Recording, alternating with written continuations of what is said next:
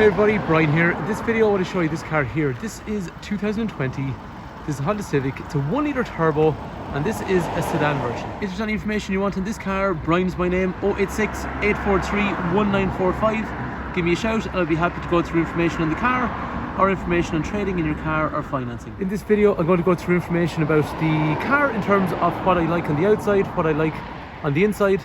Are also going to go for a quick drive in the car. If you're watching on YouTube and there's something you want to know about these cars, give me or let me know in the comment section below, because I have lots of videos about these cars. Anyway, let's start looking on the outside. So the colour of this car is what they called polished metal. I think it's probably the best colour in my opinion on a Civic. Then again, that sounds like a big sales pitch, maybe it is, but to be fair, make your own choice. I think it's actually a lovely colour in them. It's a nice neutral kind of grey colour. Things I like on the outside, so on a sunny morning like it is this morning, you can see these wheels, they have that diamond cut finish. It's really kind of polished and shiny and stuff. But on a saloon one of these, if you're familiar with these cars you'll know already, but if you're not, the hatchbacks came with a black kind of grille on the front, or the sedans, which is the saloon version, came with a chrome grille on the front. The hatchback came with a black wheel. The sedan came with a silver, as you see, diamond cut finish, so they kind of match each other. But then on the sedan they also got these chrome door handles as well, which the hatchback didn't, and that kind of matches those wheels. And then there's also a section of chrome along here. So all that small little bits of chrome, I think they look quite nice around the car. This shape of Civic came out in 2018, so the Generation 10 actually came out in 2017, but the saloon version didn't make its way into the market till 2018. And my experience was at the time, some people did like the hatchback, but they just found it maybe a little bit too radical. When the saloon came out, it was a slightly more conservative look, and that's what people like. It was a little bit more mature looking.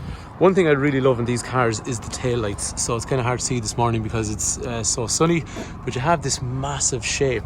Now if you look at, say, the shape of the C over here, it's kind of like the C that's in Civic. But when you drive up behind these cars at night time, you have those massive tail lights. They're really kind of striking and unusual compared to other cars on the road, and it makes it very, very unique looking in my opinion. Other things on the back, parking sensors back here, parking sensors along the front. Over here you'll see this side is slightly different to this side. So this side is a radar for things like speed signs and adaptive cruise control. We'll have a look at that in a while.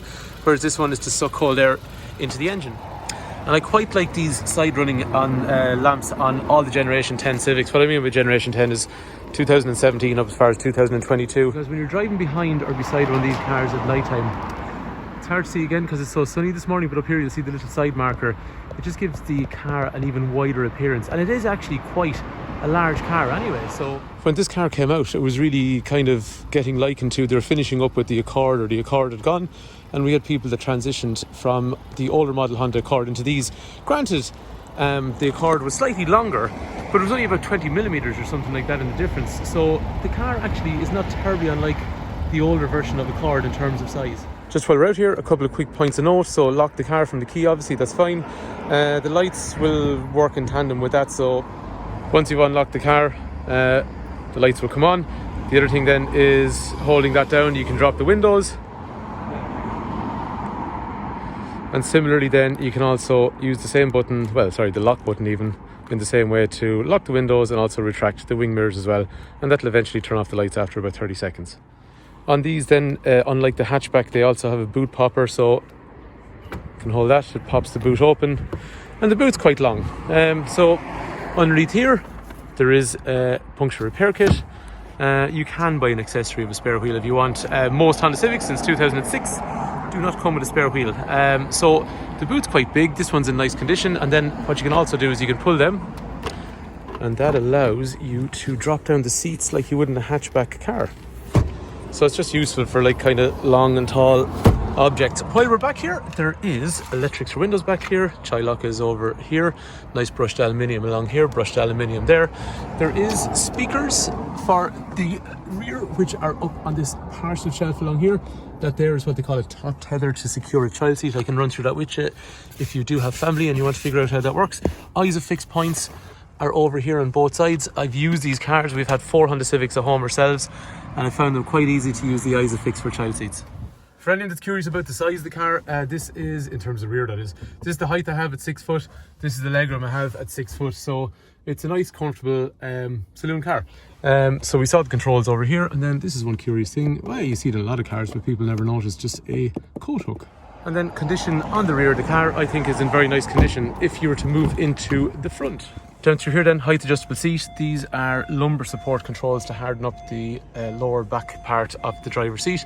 And that seat, steering wheel even, is rake reach, so it goes out, in, and then up and down as well. Just in terms of starting the car, the key is here. There's nice aluminium pedals actually, which are quite nice to use down through here. These are controls for electric windows and mirrors. These down here are controls for parking sensors front and rear. So the parking sensors make noise when you're getting too close to an object in front. Same for the rear. And you also get a nice reverse camera for the rear then as well. Down here there's autonomous braking and also lane keep assist. So there's 2 lane keeping functions. The auto braking is under 30 kilometers an hour. If you don't hit the brakes and you're about to impact an object, the car will try and stop you and apply the brakes. And then there's a lane departure which warns if you drift out of your lane. There's a lane keep which actively tries to keep you within the lanes, which can be turned on and off here. And this function over here then is similarly, like we said, trying to keep you in the lanes over through here when it's activated.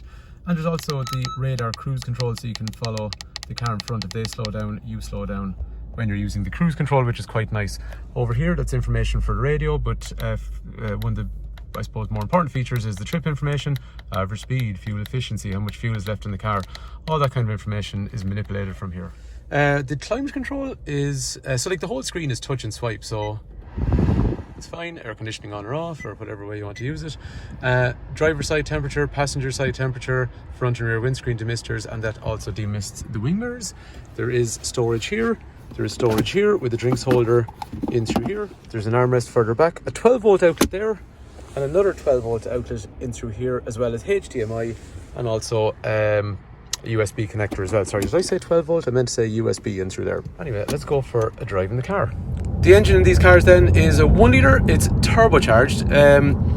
If you had the older model Civics, a lot of people with older Civics usually trade in for these. So they were 1.4 and they're about like 100 horsepower. I'm going back, 2006 up as far as 2016.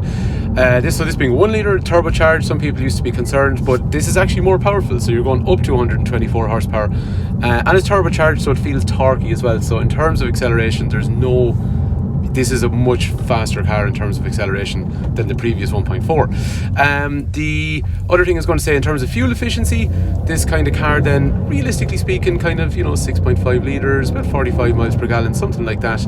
And if you've never driven a Civic before, they're sporty, they feel nice to drive, and the gear change is super wonderful on them. And then that big screen then is going to be Apple CarPlay, Android Auto and Garmin navigation. And they're a super safe car, side impact protection beams, driver passenger airbags, curtain of pie, side of the seats, and all the stuff we talked about with the autonomous kind of, or passive safety as well. Anyway, that is a really nice Civic. I think there has to be value for money in those these days. If you look at a brand new Civic, granted it is petrol hybrid these days, but it's nearly 50 grand. This car is, half that price. So I think for a car with 3 years old, with that kind of mileage, I think there's value for money in it. Anyway, that's my sales pitch. So if there is information you want on the car, 086 843 1945, Brian's my name. Call, text, WhatsApp. I'll go through information on the car, or trading, or financing, or whatever you want to know. Hopefully the video's been useful. Thanks a million for watching.